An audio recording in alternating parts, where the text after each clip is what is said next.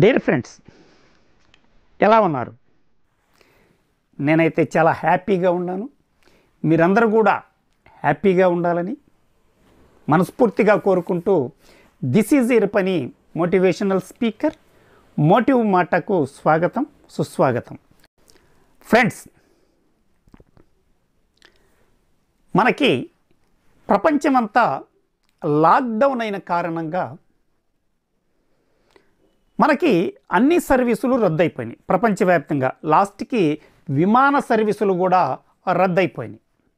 ఎక్కడ కూడా విమానాలు ల్యాండ్ అవ్వటం కానీ టేకాఫ్ కానీ జరగటం లేదు, కంప్లీట్గా ఆగిపోయినాయి.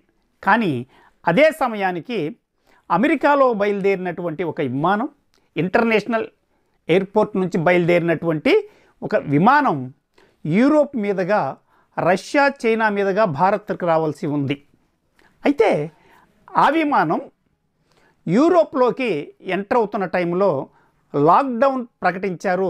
అందుకని అమెరికా నుంచి, ఎయిర్లైన్స్ నుంచి వాళ్ళకి మెసేజ్ అందింది, ఎక్కడా కూడా విమానం మీరు చేరవలసిన గమ్యానికి చేరుకోవటం సాధ్యం కాదు. కనుక మీరు యూరోప్లో ఇటలీలో కానీ, జర్మనీలో కానీ, స్విట్జర్లాండ్లో కానీ ఈ 3 దేశాలు మాత్రమే మీకు పర్మిషన్ ఇచ్చినాయి. మీరు ఈ 3 దేశాల్లో ఎక్కడైనా ల్యాండ్ అవ్వచ్చు.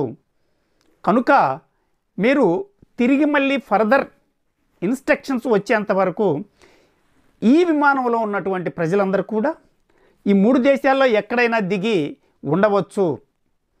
తర్వాత మిమ్మల్ని మీ దేశాలకు పంపించడం జరుగుతుంది అని చెప్పి అనౌన్స్ చేశారు. ఈ విమానంలో వాళ్ళందరూ కూడా ఒకసారి షాక్ తిన్నారు. ఎవరి గమ్యస్థానానికి చేరవలసిన వారు అక్కడికి చేరే అవకాశం లేదు. వాళ్ళు ఈ 3 దేశాల్లో ఇటలీలో కానీ, జర్మనీలో కానీ, లేదా స్విట్జర్లాండ్లో కానీ ఎక్కడైనా దిగిపోవలసి ఉంటుంది. కనుక ఇలాంటి పరిస్థితుల్లో విమానంలో ఉన్న వాళ్ళందరూ కూడా ఎక్కడెక్కడ దిగాలో తేల్చుకోలేని పరిస్థితి.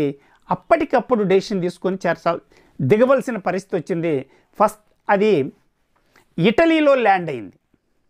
ఎప్పుడైతే ఇటలీలో ల్యాండ్ అయ్యేసరికి ఆ విమానంలో ఉన్నటువంటి కొంతమందికి అక్కడ దిగాలా వద్ద, కొంతమంది దిగిపోతున్నారు, ఎక్కడ దిగాలో తెలుసుకోవాల్సిన పరిస్థితి వచ్చింది.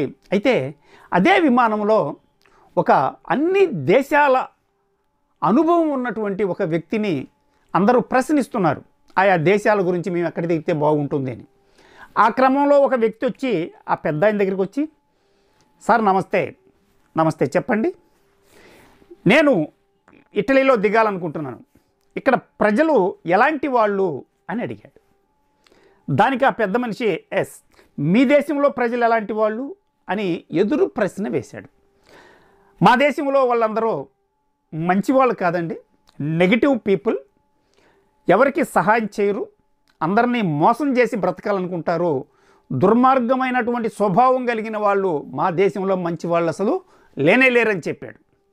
ఎస్, అయితే ఈ దేశంలో కూడా మీకు అలాంటి వాళ్ళే తగులుతారు, ఇక్కడ కూడా మంచి వాళ్ళు ఉండరు అని చెప్పాడు.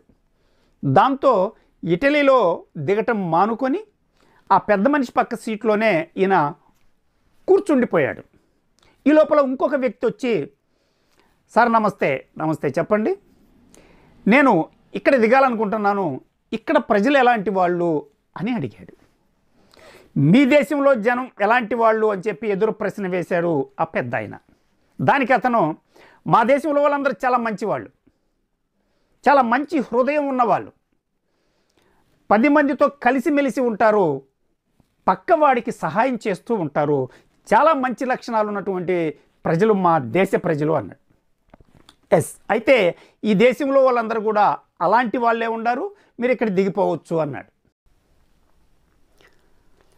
పక్కనుండే అతను వెంటనే, ఏం పెద్ద మనిషివయ్యా నువ్వు, నేను అడిగినప్పుడు ఈ దేశ ప్రజలందరూ కూడా మంచివాళ్ళు కాదని చెప్పావు, కానీ అతను అడగగానే చాలా మంచివాళ్ళు, మీరు వెళ్ళొచ్చు అని చెప్పారు, ఏంది తేడా అని అడిగారు. అదే చెప్పబోతున్నా. ఫ్రెండ్స్, మిమ్మల్ని నేను అడిగాను, మీ వాళ్ళు, మీ దేశ ప్రజలు ఎలాంటి వాళ్ళు అంటే అందరూ మంచి వాళ్ళు కాదు అన్నారు.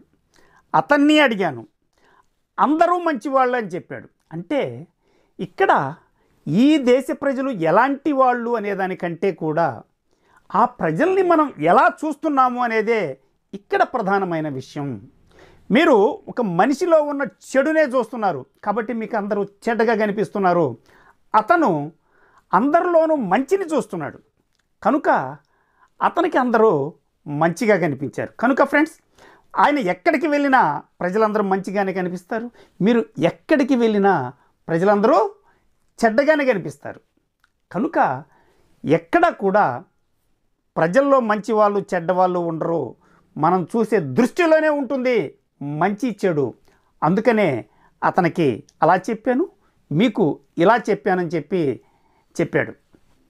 ఫ్రెండ్స్, ఇది స్టోరీ.